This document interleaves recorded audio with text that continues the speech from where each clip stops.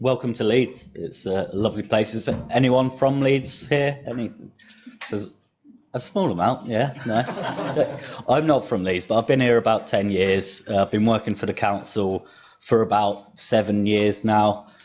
Started off in customer services on the phone, dealing with customers every day.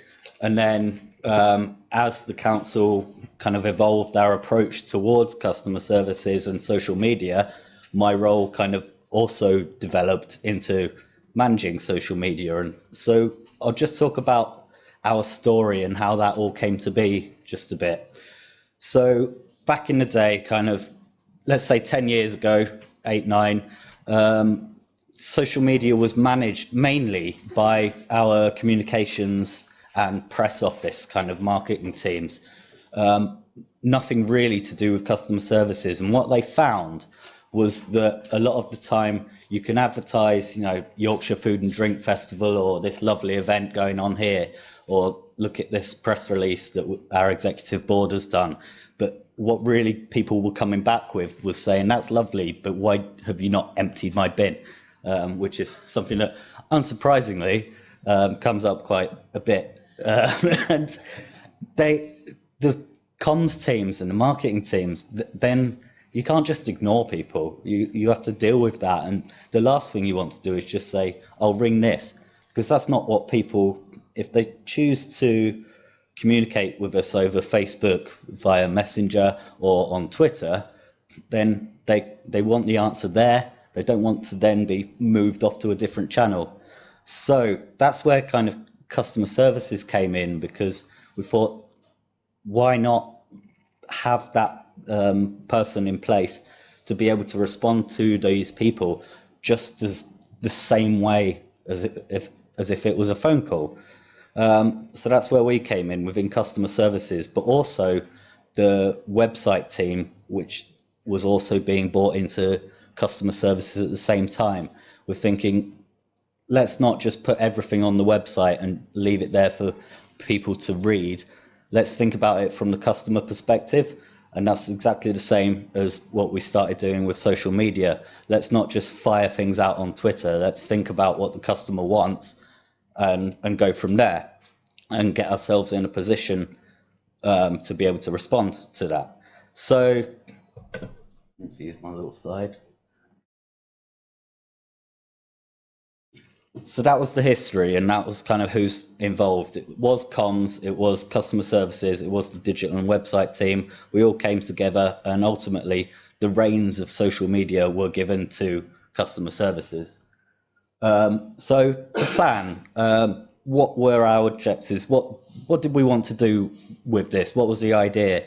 Well, we want to build our reputation on social media so that we're a trusted voice. A lot about trust we've spoken about already today, that can quickly reach a large amount of people, which is also great because it doesn't cost us that much money, especially compared to print or other mediums. We can quite easily put a message out, say on Facebook, and track how many people have seen that. It's sometimes in the tens of thousands, and it has been over 1 million sometimes, without costing us a penny. We want to be a proactive provider of information that can also prevent volumes of contact into our contact centre. So we know at certain times of the year, which I'll talk about more in a bit, but we know that in March, when we send out council tax bills, we're going to get calls about people wanting to set up a direct debit. So what we can do is, in February, say, your bills are on the way, here's a link, you can set it up beforehand, don't need to call us. It saves everyone time and obviously money. But we also want to actively build our reputation rather than just reacting to contact that's generated by events or issues. So recently, as Andrew mentioned, we've had David Attenborough talking a lot about kind of plastics and things like that. So the next day after that show came out, we had hundreds of phone calls, Facebook, Twitter messages, all talking about, well, how can we even recycle in Leeds? What are you doing about plastics? Now, fortunately, we knew this show was going out, so we could put out kind of Facebook messages and things like saying, here's your nearest recycling centre, use this link to type in your postcode, find out where to go. Being proactive with that, and those posts were shared so much because people were watching the show while on their phone and seeing these things come up on their news feeds. It was very much in the moment and relevant, which helps when making things kind of shareable. And how did we make this happen? Ultimately, with the customer service team, firstly, a bit like what Richard mentioned about, it's all about getting the right people in the right jobs. So fortunately for us, with our contact centre, Leeds being such a big city, we've got about 150 customer service officers working there. So we we advertised internally who wants to be a social media customer service officer, and it was also slightly more money, which helps, but with that comes additional responsibility, because when you're on social media, you're not just replying to one person on the phone, you're replying to the world potentially, and we do and will get quoted sometimes. Even just one of our customer services will be quoted as the spokesperson for Leeds City Council in newspapers, even though it's just a Twitter reply. So it can be scary, but it means we can pick out the best people, and we have got a great team at the moment. We've just got one more coming soon, which is very exciting. Another thing that we did need to get ultimately with customer services and giving customer services the ability to talk to the world is trust. We needed a massive amount of trust from the people way above me, from the comms team and from the press team. And how did we get that trust? We kind of just said, just give us a go. We'll put people through a spelling and grammar test. That's fine. We don't want any typos, but trust is the biggest thing. And ultimately, we kind of said, just give us a go and we'll see how it goes. What's the worst that could happen? Like we said earlier, as long as we're not swearing, then we'll give it a go. And I mean, it's worked. I probably wouldn't be here now if it had all gone sour. So another thing that really did help was getting contacts across the whole organisation, but at least because we are such a big organisation, so many services, there's over 300 different services to over 800,000 people. We need someone in each department who we know are reliable, who we can go back to and kind of get a quick answer, especially if something's starting to explode on social media about, I don't know, an explosion of rats around the market. We need to know someone in the market who knows something about these rats so we can nip it in the bud, get a quick answer and go back to who we need to go to. So kind of more about the strategies from a customer services perspective, and especially from a contact center perspective. There's kind of two sides for it. One of them mainly, and this has always kind of been in the background, is that we want to encourage your kind of self-service channel shift and things like that. And social media is a great way of doing that, especially at certain times through the year. We want to ease the pressure on the phone lines because we know that web chat and social media we can deal with lots more people at once than one person face to face. Those interactions, it's more efficient and it's actually cheaper for the council. The other side of it is from the customer's perspective. So if they want to communicate with us over social media, we need to be quick to respond. If you send Leeds City Council an email, a lot of the addresses you'll get to, you could be waiting a day, 2 days, 3 days, working days as well, for a response, sometimes way more. Whereas Twitter, you can't get away with a 2-day response. No, I'd rather it be 2 minutes, if anything. And what do we already know? So we know that we've got peaks around the contact centre time. So we know council tax. We know when school places are being offered. A big thing that comes up is that if a parent has not got the place they wanted, or even if they want to confirm their place, they actually need to contact the school and not us. Yet every year on that day, we will get 1,000 phone calls. So this is where social media comes in, and we'll share it the night before, and we'll say, this is what you need to do. This is how you can appeal if you didn't get the position that you wanted. And also contact the school to confirm the place, not us. And we've found that that's saved so many phone calls, in the hundreds of phone calls it's saved. And obviously that's a great thing. And it's better for the customer as well, because they don't have to be passed around and ring up only to be told they need to talk to someone else. So that is a bit around the customer experience. You don't have to ring, which is a good thing. If you've ever tried, has anyone ever tried ringing Leeds City Council here? We've got a few. How was that? I'm sure it was great. There's a menu that you have to press. We are doing a lot of work on that menu, so it is getting better. But there's a lot of buttons you have to press, and I mean a lot. And you might get through to someone. And if you do, you probably be in a queue, just as you queue anywhere. Or you could just send us a tweet and we'll get back to you as soon as we can, which is usually our average response rate over the last couple of months has been under 15 minutes. And that's average throughout the day. So if you contact us at 9 o'clock in the morning when we've still got stuff that's come through overnight and we've got 100 messages to deal with, then we might be a bit slower.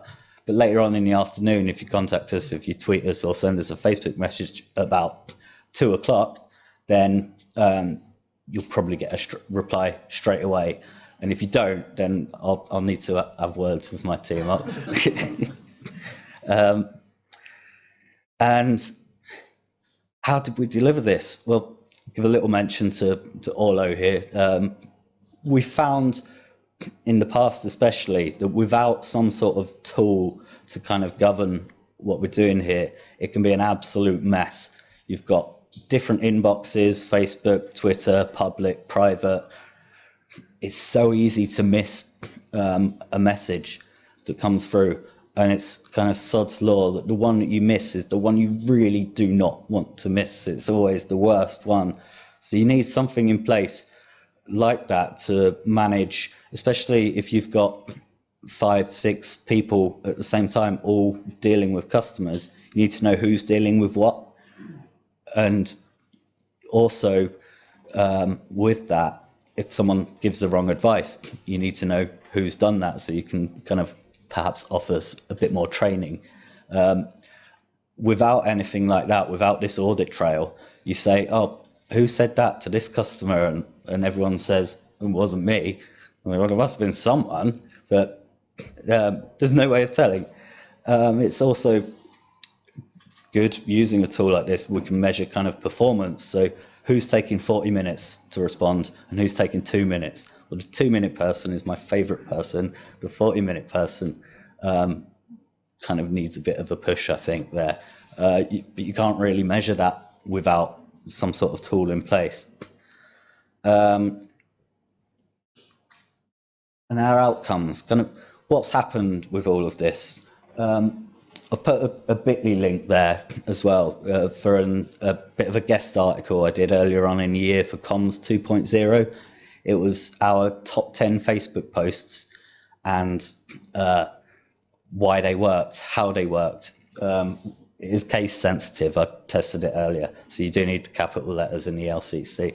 But that kind of gives an idea of, you know, we've got 30,000 followers on Facebook at the moment, but by putting the right message out at the right time and quite an emotive message, you can actually, the 30,000 is irrelevant because the biggest one that we had reached 1.3 million people. We didn't spend a penny. We just put a message out that was very relevant, very emotive. It was about rough sleeping and what to do if you see a rough sleeper and how we can help. It's shared so many times. I mean, 1.3 million people, that's almost double kind of the population of Leeds, so not bad. But there's a lot of other examples in there of kind of things that we can proactively do using social media. Another classic example always is recruitment, especially kind of entry-level jobs. And recently we had customer service officers. We were recruiting for 20 of them. I just noticed someone else had shared actually the job advert, so I thought, right, I'm going to do a post about this. Let's see if we get any applications. A week later, we had 200 applications just off the Facebook posts. 100,000 people had seen it, and that's great. It just hasn't cost us a penny, and we've got a much better audience there. So that is what makes people click. We do obviously want to encourage people to use our website and to self-serve. It doesn't always have to be a phone call to us. We've got online forms for a lot of things. We want to encourage people to use them, but mainly when it's relevant. So like your direct debits around council tax bill time, that's the perfect time. So kind of moving forward onto the final little bits. Where are we now compared to 10 years ago when we first sort of had this idea? Well, 10 years ago, we only had about 1,000 followers. Now we've got 30,000 on Facebook. We've got about 26,000 on Twitter. We've actually got 2 Twitter accounts, which is something that, again, we did kind of back in the infancy of all of this. One of them's the LCC or Leeds CC _news, and that is still purely comms, and it's purely outbound. It's just whenever they have a press release kind of thing. But we've got Leeds CC _help, and that's the one kind of you might be able to see down there. That's the one that we use purely for inviting people to talk to us. And now compared to 5 years ago, response times weren't really a thing that we were measuring, and it could be a few hours. Our corporate response time for any of our social media accounts, we put the target as 2 hours. I find that way too slow for my team, so I say 15 minutes is too long, and it should be a lot quicker than that if you can. And what we do find is that we get compliments all the time about people saying, wow, I tried to get through to your phones. I didn't have enough time in my lunch break to wait in a queue. However, I can't believe I've just messaged you on Facebook and you've sorted everything out while I'm still in the queue on the phone. So thank you so much. And that is what I love when I get those compliments. And I just think, well, why didn't you just message us on Facebook in the first place? I know for me personally, I hate ringing people. I would so much rather get on with my life and kind of multitask doing the Facebook or WhatsApp messages at the same time. If a friend of mine rings me, I kind of look at my phone in horror and think, you've got me on WhatsApp. Like, why didn't you send a message? I'm a busy person. I could be doing all manner of things. So, yeah, it's that experience really that we want to encourage people to talk to us. We want that kind of two-way conversation. People are even starting to get to know us. Like, oh, did you have a nice breakfast? It's like, okay, we're not kind of here to do that, but did your bin get collected? Yes, it did. Good. So yeah, what can we take away from this?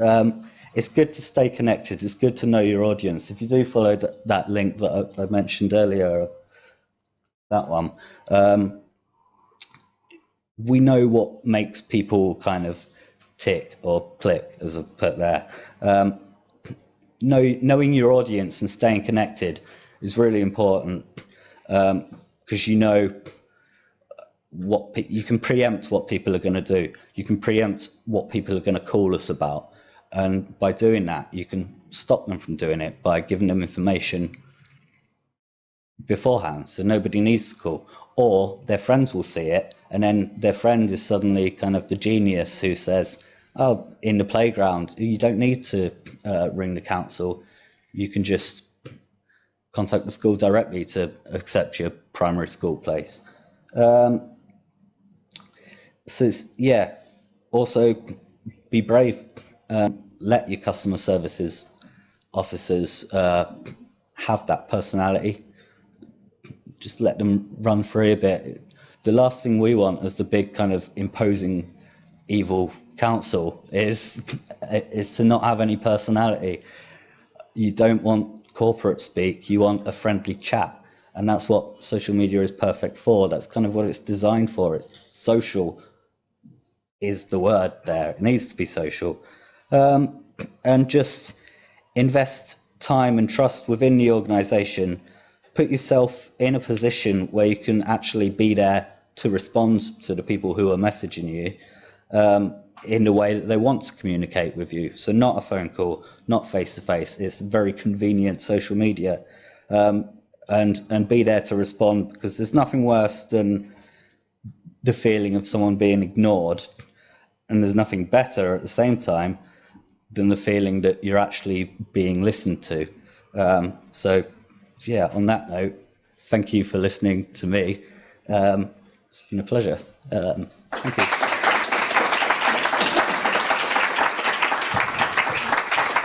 Cheers. Thank you, Nick. Do we have a quick question before we break for lunch? Okay, couple of quick questions here, maybe.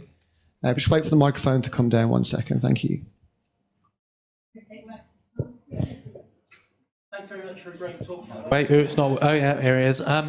Quick question. You mentioned that social media in Leeds City Council is owned by customer service. So who is it in the customer services department who is sending out things like proactive messages around things like council tax, direct debits, and how do you make those decisions? So that would be me, and we link up very closely with our website team, our resource planning team, and our kind of forecasting team, the team that forecasts how many phone calls we're going to get. If we're going to put a message on the phone line before someone gets through, or a message on the website, we think actually that's the kind of message that should go on social media as well, and vice versa. If I think there's a message that should go on social media, I'll get in touch with them and say this should go on the phone lines. And it's kind of throughout the years, it's got into a bit of a well-oiled machine that we know different times of the year we're going to have different things going on. May, we will have elections, or as the current climate is, we could have elections at any time of the year. So we're always kind of ready for that. We've almost got a pre-prepared script, if that kind of. Could I ask a quick follow-up as well? Yeah. Because this is a big change internally for a lot of organisations. Like marketing would generally get very, very frustrated if they felt that CX was taking that away from them. How did you sell that change internally within Leeds City Council to allow them to give you that power? So it's a tricky one, obviously. What they can still do, our marketing people can still do their messages. We've just got ours as well. So it's not like we're taking it completely away. We do want to have the fun stuff. If we posted about council tax all the time, I guarantee you we wouldn't have very many followers, because who wants to know about that? But our marketing team and our kind of Visit Leeds tourism team, for example, are always going to want to be selling their message, and we can do that alongside whatever we're doing, mix it up a bit. So nothing was really massively taken away. We've just got an overall kind of overseeing position. Does that make sense? Thank you very much.